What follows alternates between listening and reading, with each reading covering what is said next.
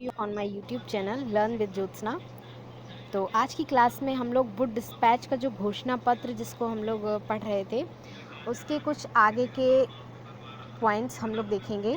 इसमें हमने पहले ये वुड घोषणा पत्र कब हुआ था, 19 जुलाई 1854 को ये आया था और 100 कुछ आर्टिकल इसमें दिए गए थे और उसे ही वुड का घोषणा पत्र कहते हैं और इसे भारतीय शिक्षा का या अंग्रेजी शिक्षा का मैग्ना कार्टा भी कहते हैं। तो घोषणा पत्र के कुछ उद्देश्य जो थे, यूरोपियन कंट्रीज़ के ज्ञान को मतलब इंक्रीज़ करना, वहाँ इंग्लिश जो जानते हैं ऐसे लोगों को अपॉइंटेड करना, फिर कुछ जो हमारी यूनिवर्सिटीज़ एजुकेशन है जिसको हम लोग कह सकते हैं उच्च शिक्षा, वो इंग्लिश में होना चाहिए और कुछ इंग्लिश भाषाओं को जानने वाले लोगों को ही ज़्यादा महत्व देना, अंग्रेजी भाषा और साहित्य की शिक्षा तथा भारतीय लोगों में इंग्लैंड से वस्तु का खपत, यानी फॉरेन कंट्रीज जो इंग्लिश लोग हैं, अंग्रेज लोग हैं, उनसे ट्रेड यानी व्यापार ज़्यादा करना। तो यही कुछ था। फिर इसके बाद इसमें सिफारिशें बताई गई थी जो हमने कल पढ़ा था। बट आज की क्लास में हम लोग इस घोषणा पत्र के गुण और दोष को देखेंगे और भी आगे के पॉइंट्स देखेंगे। तो इस घोषणा पत्र के गुण क्या हैं फ्रेंड्स, ये हम लोग देखने वाले हैं। इसमें ये है कि आपको देखना है, इस घोषणा पत्र ने स्पष्ट कर दिया कि भारतीय शिक्षा का वैधानिक उत्तरदायित्व सरकार को उठाना है, यानी जो कह सकते लीगल एक रिस्पॉन्सिबिलिटी है वो गवर्नमेंट के हाथ में है, किसी जनता के हाथ में नहीं है कि वो अपनी एजुकेशन को डिसाइड कर पाए, अपनी एजुकेशन को खुद अपने हिसाब से कह सकते हैं मैनेज कर पाए। सारा कुछ क्या रहेगा, लीगली रहेगा, जो गवर्नमेंट करेगी वही रहेगा। फिर देखिए इसमें इन्होंने एक और गुण क्या है, इस घोषणा पत्र ने भारतीय शिक्षा के समस्त अंगों पर प्रकाश डाला। कह सकते हैं कि इन्होंने देखिए यूनिवर्सिटीज़ निर्माण के लिए भी बोला, टीचर एजुकेशन यानी टीचर को प्रशिक्षण की बात भी कही, टीचर को भी प्रशिक्षण मिलना चाहिए। फिर उसके बाद इन्होंने कुछ ऐसा भी कहा कि जो प्राइवेट लोग अगर हेल्प करना चाहते हैं गवर्नमेंट स्कूल बनवाने में या गवर्नमेंट संस्थाएं को की मदद करना चाहते हैं तो वो भी कर सकते हैं। इसके बाद इन्होंने विमेन एजुकेशन की भी बात कही है।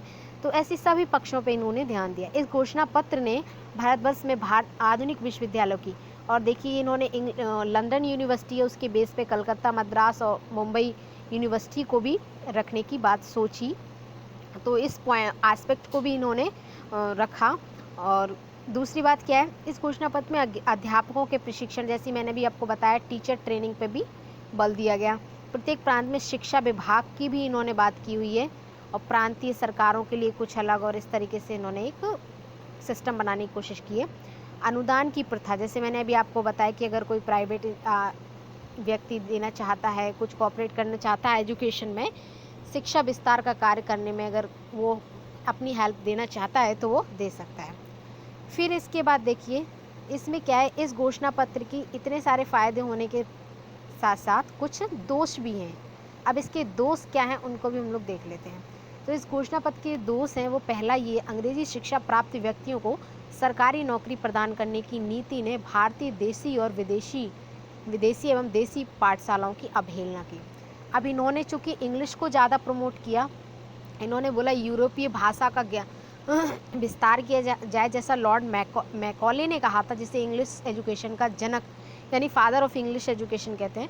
तो मैकॉले जो थे उन्होंने भी क्या बोला, उन्होंने भी यही बोला कि जो इंग्लिश है, भारतीय लोग, उनका एक बहुत ही फेमस स्टेटमेंट था कि भारतीय यानी क्या हो, खाली वो शकल से भारतीय यानी रंग रूप से भारतीय हो और उनके अंदर जो खून है, उनका जो ब्लड है वो भी क्या हो, विदेशी हो, अंग्रेजी हो, ठीक है, और उनकी जो क्वालिटीज़ हैं वो सारी अंग्रेजी हो, बस उनका रंग और रूप इंडियन हो। तो ऐसा मैकॉले कहते हैं, जिनको हम लोग अंग्रेजी शिक्षा का जनक कहते हैं, यानी उन्हीं के वजह से इंडिया में इंग्लिश आई। और इंग्लिश एजुकेशन आज देखिए आप सब जगह पब्लिक स्कूल और सभी मिडिल से मिडिल और लोअर से लोअर व्यक्ति भी इंग्लिश स्कूल में पढ़ना पसंद कर रहा है। तो वो खाली केवल उनकी वजह से पॉसिबल हुआ।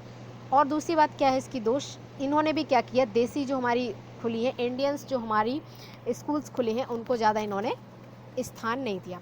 अब देखिए दूसरी बात क्या खराबी है इनकी, सहायक अनुदान प्रणाली के माध्यम से घोषणा पत्र निर्माण अंग्रेजी शिक्षा का प्रसार भारतीयों के धन से करना चाहते थे। अब इनका मेन मोटिव क्या था, इन्होंने बोला अनुदान प्रणाली जो इन्होंने चलाई कि अगर कोई भाई हेल्प करना चाहता है गवर्नमेंट की in the field of the education की फील्ड में अगर हेल्प करना चाहता है तो वो व्यक्ति क्या करे, वो व्यक्ति धन थे, बट वो सब किस में यूज़ कर रहे थे, वो इंग्लिश एजुकेशन को मोटिवेट करने में यूज़ कर रहे थे। तो ये इन लोगों की खराबी थी। तीसरा पॉइंट देख लेते हैं। इस घोषणा पत्र के माध्यम से भारतीय परिवेश में विश्वविद्यालयों का विदेशी ढांचा खड़ा किया। यानी इन्होंने बोला था जो लंदन यूनिवर्सिटी है उसके बेस पे इन्होंने भारत में यूनिवर्सिटीज़ खोली, जैसे लखनऊ विश्वविद्यालय खोला था और भी खोले थे, लखनऊ विश्वविद्यालय, मद्रास विश्वविद्यालय, ठीक है, और लखनऊ मद्रास ये खुले हुए हैं कुछ विश्वविद्यालय, लखनऊ, बम्बई, मद्रास। लेकिन किसके तरीके से खोला इन्होंने किसकी कॉपी करी, जो फॉरेन कंट्रीज़ यानी विदेशी इस कॉलेज और इंस्टीट्यूशन हैं उनकी नकल करी। वो क्या थे, लंदन विश्वविद्यालय की नकल करी। तो कुल मिला के इन्होंने बाहर की नकल करके इंडिया को वो करने की कोशिश करी, यानी इंडिया को बाहर की चीटिंग, बाहर के तरीके बनाने की कोशिश करी। तो फिर इन्होंने क्या किया, इन्होंने ऐसा किया कि इस घोषणा पत्र के माध्यम से विदेशी परिपेश यानी जो इंडियन कल्चर को इन्होंने इग्नोर किया, इंडियन जो हमारी ट्रेडिशंस हैं उनको इग्नोर किया, इंडियंस की जो क्वालिटीज़ हैं उनको इग्नोर किया, और इन्होंने क्या बोला कि इंडियंस लोग किसकी कल्चर को अपनाएं, विदेशियों की, अंग्रेज़ों की कल्चर को अपनाएं और अंग्रेज़ों की लैंग्वेज को अपनाएं, अंग्रेज़ों की प्रथाएं, अंग्रेज़ों की जो सिस्टम है उसी के तरीके रहें। तो इन्होंने क्या किया, सारी जो हम लोग वैदिक काल से कहते हैं कि हमारे यहाँ गुरुकुलों में शिक्षा दी जाती थी, एकांत में पेड़ के नीचे शिक्षा दी जाती थी, कितने आदर्श और मोरालिटी की शिक्षा दी जाती थी। तो ये सब चीज़ें इनका सीधा स्थान ही ख़त्म कर दिया। इन्होंने सीधा बोला भाई इंग्लिश बोलो, स्कूलों में जाओ और इंग्लिश सीखो और इंग्लिश में कम्युनिकेट करो, तभी आपको गवर्नमेंट जॉब मिलेगी, तभी आप किसी व्यापार के लायक रहोगे, तभी आप कुछ कर पाओगे। तो कुल मिला के इन्होंने क्या किया, जो इन्होंने इन्वायरमेंट इंडियंस को देने की कोशिश करी, that was totally English environment. ठीक है, चलिए नेक्स्ट देख लेते हैं। नेक्स्ट पॉइंट है, इस घोषणा पत्र का सबसे बड़ा दोष यह था, अब सबसे बड़ा दोष भी देख लेते हैं, कि इसके निर्माण करने में किसी भी भारतीय की राय नहीं ली गई।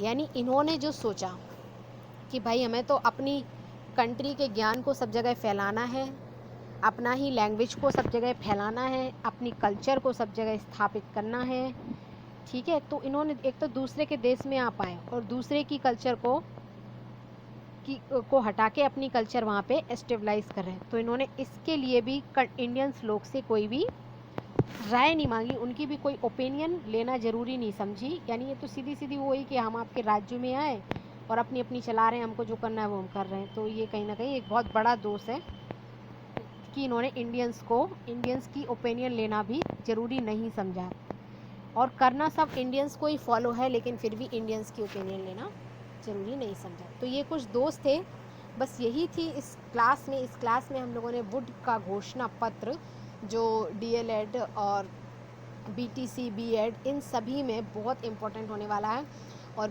Specially in BEd second year. I am also the students of BEd second year, so I am sharing this video for all the students that are pursuing BEd second year as well as DLED and BTC etc. तो उनके लिए बहुत important होने वाला topic है। तो इस topic में हम लोग इतना ही करेंगे, उसके बाद हम कुछ और भी चीज़ें डिस्कस करेंगे नेक्स्ट वीडियो में। तब तक के लिए bye bye, take care, thanks for watching, और वीडियो को लाइक शेयर सब्सक्राइब करना बिल्कुल ना भूलें। Thanks for watching, bye bye, take care.